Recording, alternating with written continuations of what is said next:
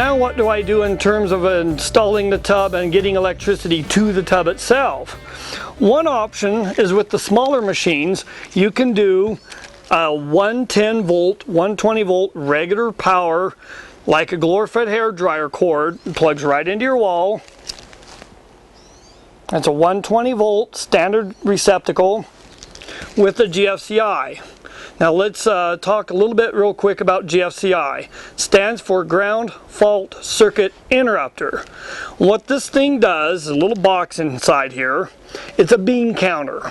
It's going to watch the number of electricians coming into that machine, and it wants to count those electrons going out.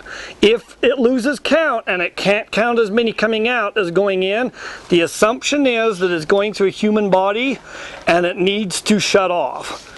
Within a very short time, milliseconds, this thing will shut the power off, trip, and there's no power to the machine, but also no power to electrocute somebody. When you're sitting in a jacket of water and you've got this much electricity around, that's an essential item to have. Hair dryers have it, so do the hot tubs.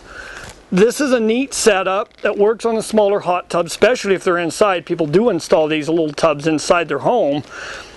You can run this simply, you just plug it in. It is truly plug and play.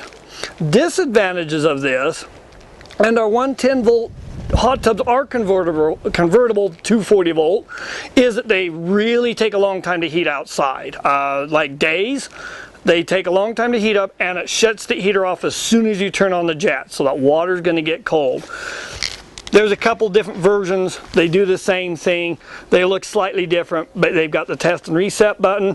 A handy solution for inside, simple to do. Upgrade, it's time to go to 240 volt. 240 volt is the two individual breakers that are gang together at the handle. It's for your big devices in your home. Think clothes dryer and your range cooker in your kitchen.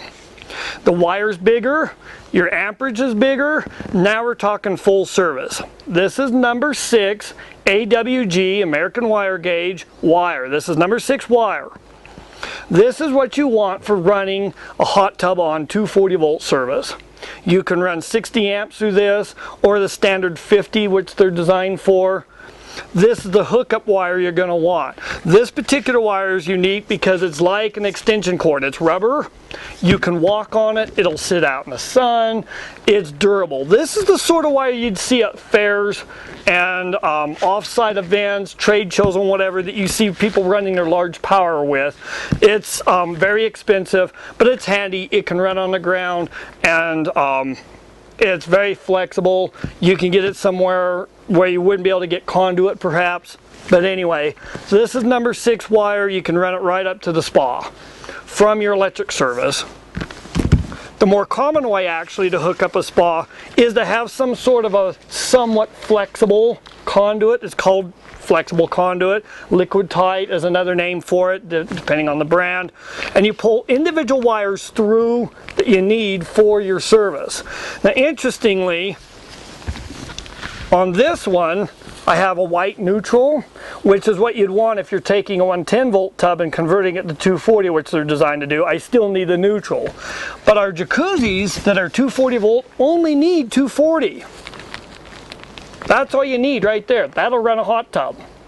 There's no neutral. You don't need it. Now you need to run the neutral to the service for the GFCI. That's the main GFCI on the building, but after that to the tub, this is all you need. And then you have an equipment ground, of course, to make everything redundantly safe.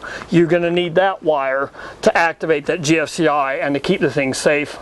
So that's your safety wire, but electrically it's 3-wire service. That's all you need.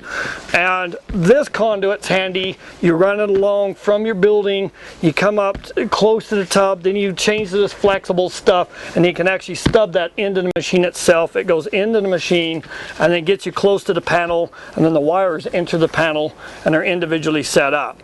The nice thing about this arrangement is you can change the wire out if for any reason there's a problem. The pipe stays in place. You can suck the wire out and bring new wire in.